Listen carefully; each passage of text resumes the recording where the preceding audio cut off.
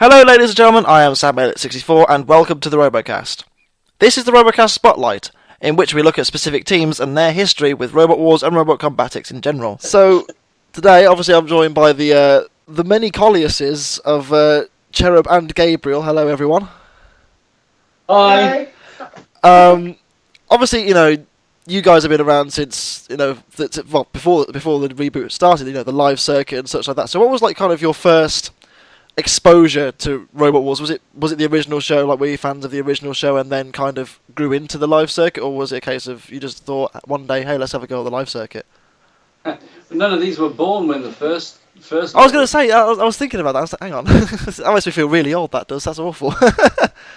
But for me, yeah, I remember. I think it was Series 3, and what happened was I watched it on the telly and thought, I really should do something. I really should have a go at that. And then what happened was basically I just sat on ideas for ages and ages. And then I decided to make a robot for Series 7. Right. Unfortunately, I didn't make it in time, so I thought, it would be all right. I'll put it in for Series 8. And there never was. They stopped it. So I sort of had this this time where I had a robot that I could have used, but the Robot Wars had finished. Then a year or so later, I heard about the live circuit, so we've been doing that for the last 10 years. Yeah. And that's how really, so really the first lot of Robot Wars sort of inspired me to do it, but virtually all my roboting has been done during the sort of the period between the two, and so the live circuit's what I really know. Yeah, absolutely. I mean, you guys have. I think you've had quite a lot of success recently with both Gabriel and Cherub, haven't you? You've been fairly winning in both senses, Yeah, it's been a long time coming.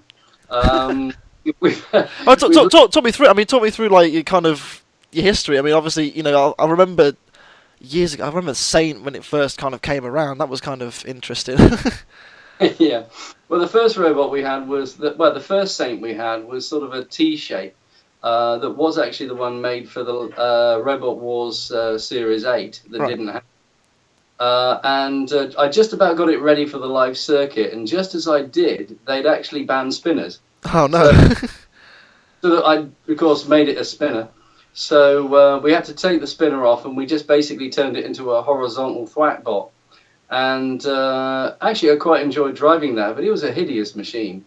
Really, really ineffective, and because it was designed to be a spinner and ended up a thwack, it was kind of like all went off wrong. So I thought, well, I've got these bits, I'll make a proper one. So I made an axle bot and called it Saint again, and it was a big sort of tombola-shaped body thing that people have known and loved for the last 8 or 9 years. And I think that must have done, I think I've calculated it must have done about 600 fights. That's crazy. And then obviously, that Saint's sort of evolved into Gabriel over the years. It's kind of like it's kind of like it's kind of developed into Gabriel over the years. It's kind of taken on the bigger form. Where did the idea to go massive come from? I mean, it's kind of crazy how like the scale of Gabriel compared to everything else is just ridiculous, really. Yeah, well, it's one of those simple ones where form follows function. The idea was to have a really big. I mean, because axle bots tend to actually rotate slowly relative to Thor's axe and things like that. Right. They actually swing over fairly slowly. So to get the actual impact, you have to increase the weight.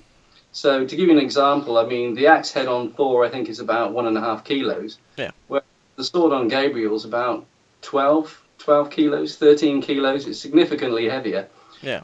And so what we did was to actually get a weight to swing that was that big, we had to hang the rest of the robot to counterbalance it. And so when the sword goes over the top, the body of the robot goes underneath, as it were. And the only way you can make that work is by having such big wheels that there's enough room for the body to swing underneath. And that's the reason why it's the shape it is. It's the most efficient way of making an overhead thwack bot work. I have to say, I mean, Gabriel, last series, Gabriel was one of my absolute favourites. I mean, it was that Foxic and Nuts, which was like the three, which I was like, oh my god, these things are amazing. And Gabriel was one of the most entertaining to watch. I mean, the shots of it fighting Ironside, where they're like you see the whole body just warp. It's fantastic stuff to watch. And then obviously Cherub. I mean, where did that idea come from? It kind of for me at least, the similarity I draw is Panic Attack from the original series. It's kind of similar to that in the sense of the electric lifting devices. I mean, well, these guys don't remember that one. No. It was amazing. Panic Attack back in the day was a good robot. It was where it was at. Well, basically, I made Cherub because I'm old and very old, and I just didn't have the reaction times to actually work either Saint or Gabriel, and I really needed a robot that I could see. Well, that's the front, that's the back. If I push the stick forward, it's going to go that way. Whereas with Gabriel and Saint, that you don't really know what's going to happen till you move the stick as to what orientation it's in, because there's no upside down or right way around for it. So I fancied a robot with a front. Basically, I wanted a front and a back. Yeah. And I found it's one of those things that I wanted to make something that was interesting. And to be frank, I made it because I wanted it to do handstands. It wasn't. Who doesn't want a robot that does handstands? I mean, I do. Nobody makes those, and I thought that would be interesting.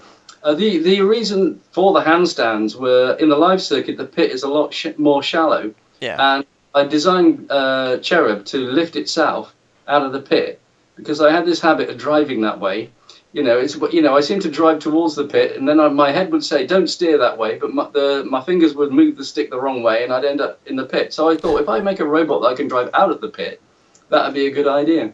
And obviously, both of them in the end ended up on Robot Wars. I mean, we'll start with Series 8 or Series 2016 or whatever the BBC want to call it these days. I don't know if they've made their mind up yet. Talk us through that. I mean, how was it to finally end up on the series? I mean, was that kind of quite a surreal moment, or? Oh, it was. It's like I say, it's been a long time coming, but it was really, really great fun. Really, really enjoyed it, and I have to say we were very surprised on how well Gabriel stood up to spinners. We knew it would do well against flippers because one of the reasons we designed the body the shape it was to make it really difficult for flippers to actually operate it. But when I saw the bracket that we were in the 8 robots, I think 4 of them were spinners. I thought, well, for goodness sake, cut me some. Give you a chance at least. And then in the first one, who did you have? I'm trying to remember now. You had Crazy Coop, a Beast, and Infernal Contraption. That was it. And again, you didn't really have much issue with those. They were kind of. I mean, Beast kind of chucked you around a little bit, but Crazy Cooper never got up to speed, and as a result, you went through quite comfortably, I thought, and it was just give everything a good hit. Yeah, I mean, the best part about the first round is we really tonked into dead metal. And I thoroughly enjoyed that. Bears the scars. Does it? I didn't know how much damage you actually did to dead metal. Did you do quite a lot? Enough to ask. They actually asked me not to attack it again. Well, that's always nice. And then you killed Chomp a lot. There's no. You set it on fire. Well, you didn't set it on fire, obviously. You gave it a good kick in, but I mean, that seemed like a pretty fun fight to me. It was. I mean, one of the things was that in the interview we actually said that we don't think Chompalot could actually bite onto us, and they did. And well, they were stood right next to us when we said this, and I thought they probably could just about do it. And they fell straight into the trap, because what I said to Zach was, as soon as they grab hold of you, drive them straight to the house robot. Yeah. And if you watch the film, you can actually see we actually waited for them to actually work the hydraulics to clamp on, because I knew, but if they clamped on, it meant that they'd lift their drive wheels off the ground. Yeah. They had no traction then, and we can just push them where we wanted to. And they fell right into the trap. Yeah, absolutely. You control the fight in that one. Obviously, Ironside's a bit of a different story. Ironside, you use the spindly whatever it was axe. I think it was fantastic to see it. Like the first hit, you just go down, it just whacks it away, and it just bends off into some kind of different direction. It was fantastic to watch. I mean, what was the strategy? Like, how do you take on a robot like Ironside 3 with Gabriel? The idea was, with the axe, it actually had sort of barbed ends, and the idea was to latch the axe head up against the body and then stop the spinner quickly and hopefully break the drive on the spinner. Right. Basically, the fouling technique that we were hoping to use, but we actually designed it without knowing what was on the arena. And then when we got to the arena, we found we actually had a flame pit with a grill. And I sort of said to Zach, for goodness sake, don't go near the grill. Don't go there. And unfortunately, it's the thing with fights. Things go the way they go, and you end up where you are. And sure enough, we got stuck on the flame pit. And then, believe it or not, Killalot did actually try to cut through the hammerhead, the shaft. But fortunately, he just caught the steel bit at the end. And because the plastic reinforcing goes right into the steel tube, it actually makes it very, very tough as a composite. So Killalot couldn't actually cut the thing off. That's really impressive. Yeah. Wow. Okay. And then obviously, I think the Ironside team about 2 minutes 50 seconds into this, thinking, why won't it die? Yeah, I honestly thought the wheels were going to come flying off, but they were pretty sturdy stuff. I think the next fight is kind of the infamous one for you at least, Craig. I mean, we'll get more to the VT of Series 9 in a bit, but not attacking Beast. I mean, obviously you'd won the fight. It was kind of obvious that Beast was going nowhere fast, but what? It was a confusion, really. You see, as far as I was concerned, if a robot has no weapon, which it didn't have, and it's on wheels driving and it's literally spinning on the spot, it's immobile. As far as I couldn't understand why that we weren't given the countdown. Because we'd promised that not to attack the house robots because we were breaking them, we actually couldn't do anything else. So this is why we span on the spot, thinking, we can't attack the house robots and entertain the crowd that way, and we can't actually carry on beating up Beast. I was actually really concerned because, on the live circuit, I'm sure we sorted it out for the TV one, but on the live circuit, a couple of times, Beast has actually spilled its own LiPo batteries onto the floor. I was really concerned that we were going to hit something and we'd have another fire. And I was traumatized after the last one. I was going to say, you have a bit of a reputation after that point, wouldn't you, really? I was supposed to be a nice guy, Yeah. So, literally, I was really, really concerned that we were going to actually destroy another man's machine. And have which isn't what you want. It's not what you want to do, is it? Really, that's you want to break it, but you don't want to destroy it.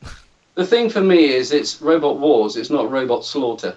That's fair enough. It got to a point where they couldn't defend themselves. They couldn't move away. We could have just stood over them and just literally pelted them until flames came out. The Team Beast are our friends as well. And if that was us in reverse positions, we feel a little bit hard done by if that happened to us.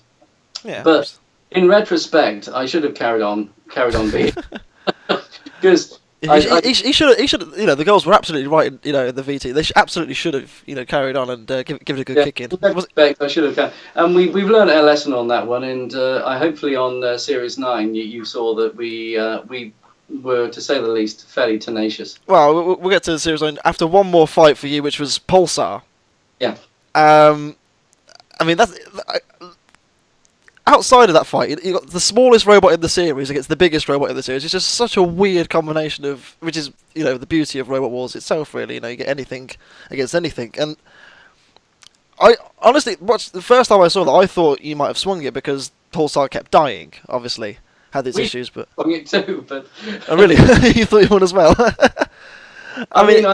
I think a lot of people thought that, on the control aspect, the Pulsar had it. But what I would say, and I think most of the Roboteers would say, is that if the judges say you've lost... You've lost.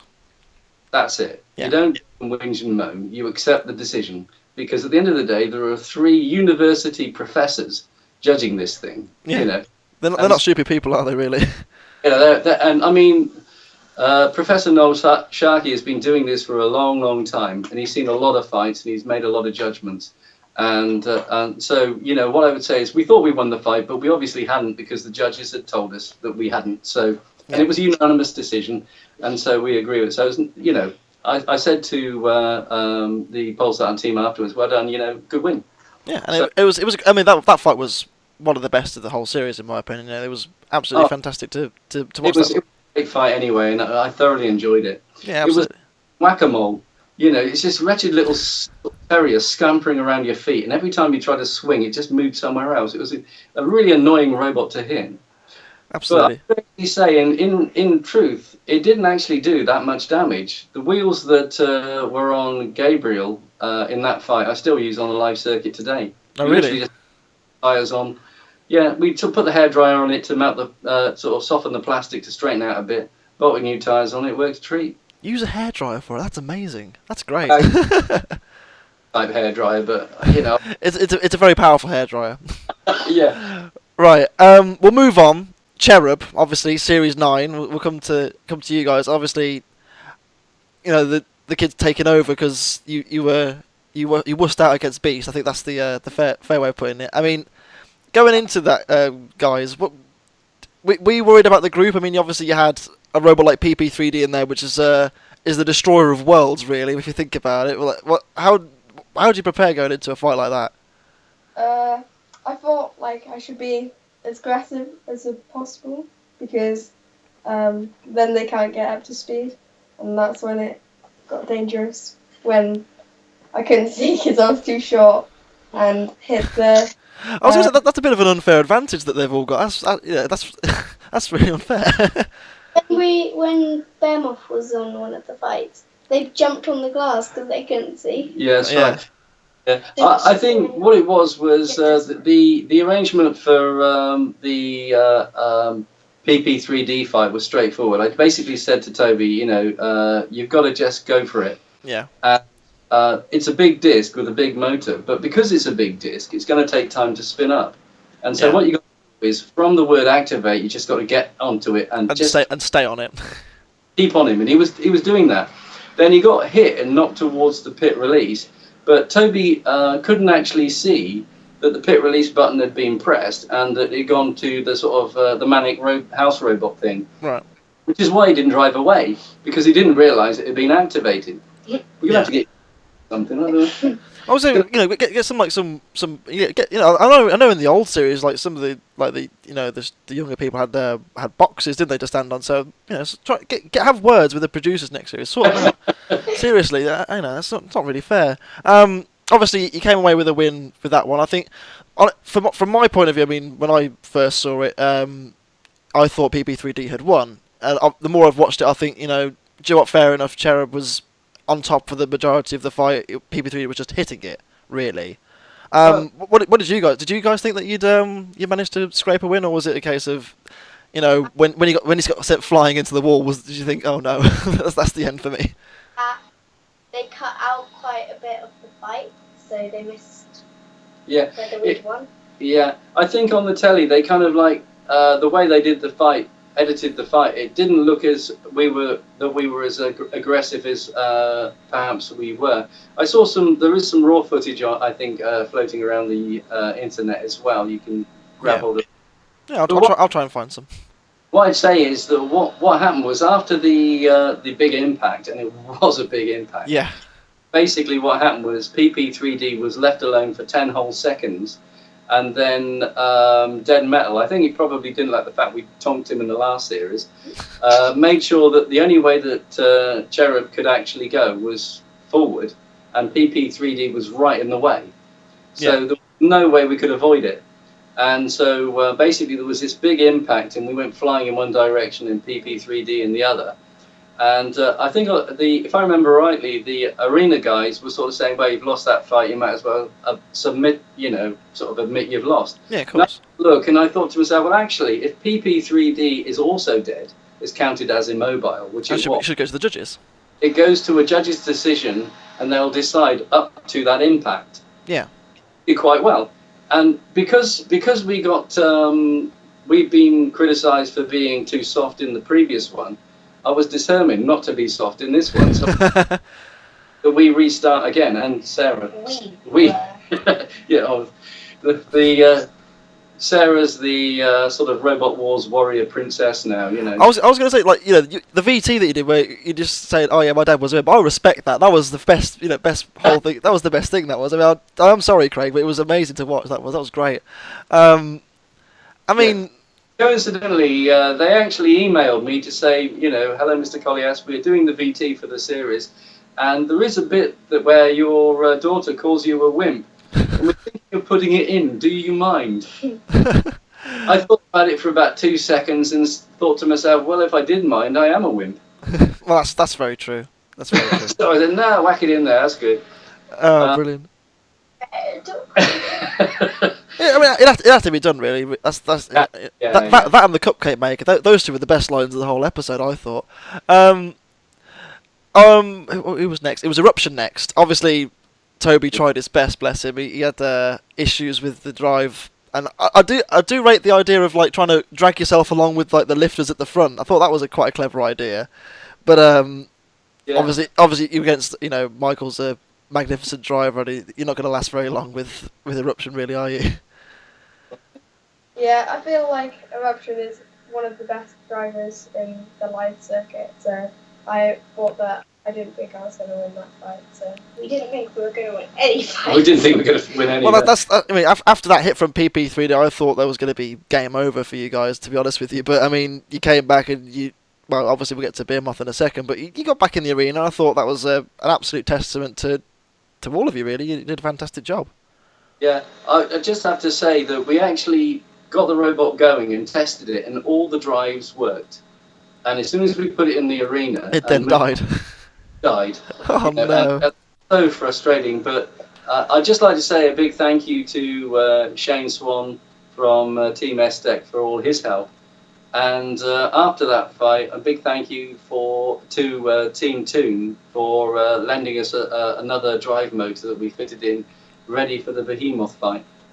Which we'll get to now. I mean, Behemoth obviously is a robot which is it's been around since the dawn of human history. I think Behemoth, to be honest with you. But I mean, excuse me. Obviously, they went for their different grabber weapon. Did that change your mind how to handle Behemoth at all, Toby, or was it a case of just try and go for it really from the get go? But I was just trying to go for it from the get go. Yeah, Toby's got one strategy: attack. That's it. I mean, it worked. I mean, there's no debating it worked. I mean, and then you ended up underneath the floor flipper. I mean, how about that? I wasn't expecting that one. What do you think? I actually said I didn't even think it would get underneath it because it's not a grabber. No. Flipper. Yeah, exactly. I thought we'd lost. What, when we got stuck? Yeah. Yeah. I mean, it's a lot of... To clarify that, as far as I can tell, the rule is that it wasn't the fact that we got stuck under it got released. The fact was that the floor flip was operated incorrectly. Yeah, it went off too early, didn't it? Before it operates. And it flipped before we actually got to it. And it was actually on the way down and trapped us. So it was... This exact thing happened... I think it was, I can't remember when it was, but it happened in an ant weight thing years ago, didn't it? And obviously that time it stood. It was Behemoth that did it. It was just really funny. But I mean, it's amazing that happened in a heavyweight class, and then obviously the fight gets restarts, and pretty much from then on in, after the restart, you guys just dominated Behemoth and just controlled it around the arena. Yeah. I mean, I have to say that we actually... I was expecting it to be when the fight first started. I genuinely thought the Behemoth was going to actually wipe the floor with us. Really? Mainly because we fought Behemoth. I mean, give you an idea. I mean, Behemoth is one of those robots that's been around 5 years longer than Toby's been around. It's been It's been developed by 3 engineers over that period, with virtually no expense spared on the thing. I mean, give you an example. I think one drive motor on Behemoth actually costs more than Cherub. I think that's crazy. Like 700 quid. I mean, it's a cheap old robot. And so we were expecting it. It's vastly more powerful than Cherub. It's got better grip. It's much more maneuverable. I mean, on every sort of check sheet, it's a slam dunk. So, all credit to Toby's driving. And it was a shame that the weapon that they tried was untested, and unfortunately the bottom jaw shifted slightly higher, so it meant they couldn't get under us. But, both drove very well, and it was a good fight. Yeah, it was very close. I mean, it was another fight that could have gone either way. Ultimately, it went in your favour in the end, and I think that was it was really impressive. I think again, could have gone the other way. Absolutely, it was. I wouldn't have liked to have been a judge in that fight. That was a horrible one to call, but you went through to the heat final again. Two years in a row. I mean, that's pretty impressive. You have to think, really. I think it is, considering they're not flippers and they're not spinners. Yeah.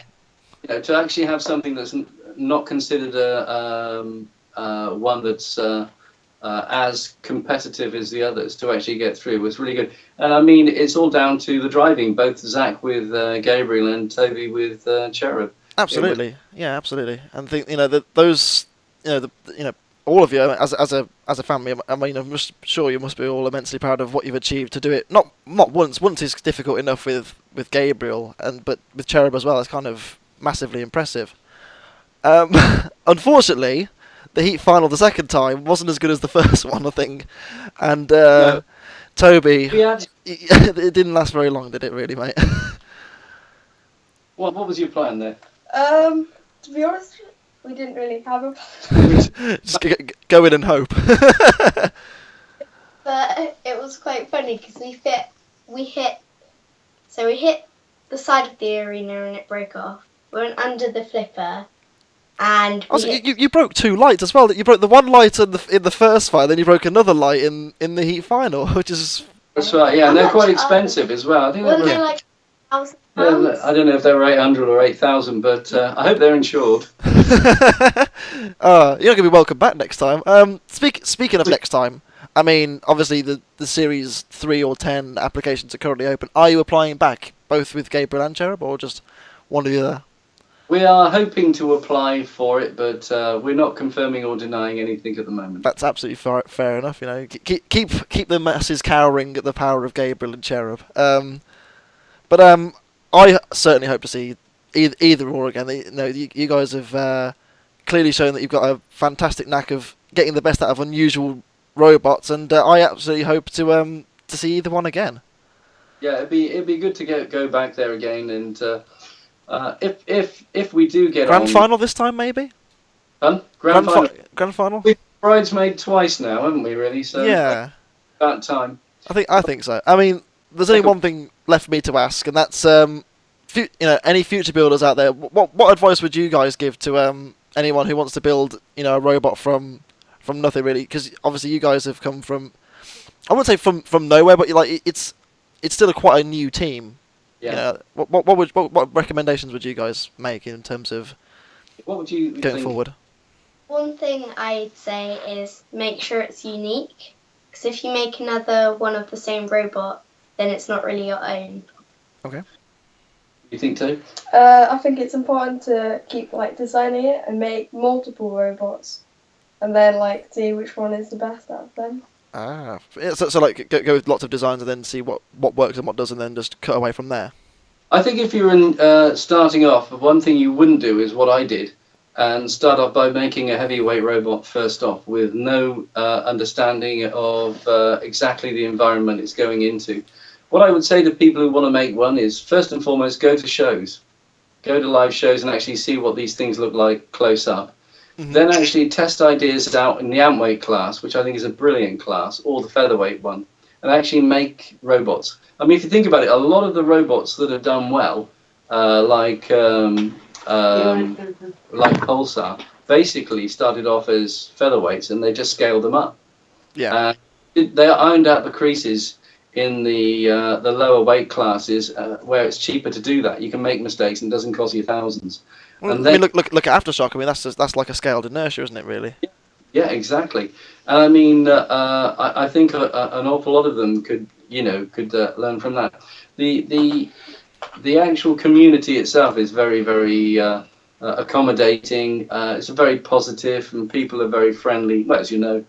And so I think it's one of those where what I would say is, if you're starting off, have a unique idea. Doesn't matter how crazy it might seem, and try it out in the smaller weight classes first.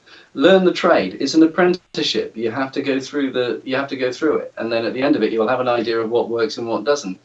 Even engineers who are very well experienced and well financed make a robot, and then it fails. Yeah.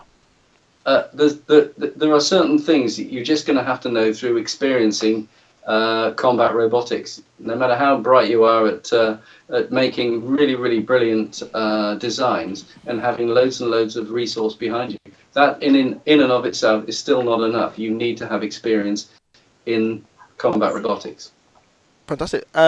Gabriel and Cherub, Colliass family, thank you very much. That was an absolute pleasure. Oh, thank you. Thank you. Bye for now. Thank you. Bye bye.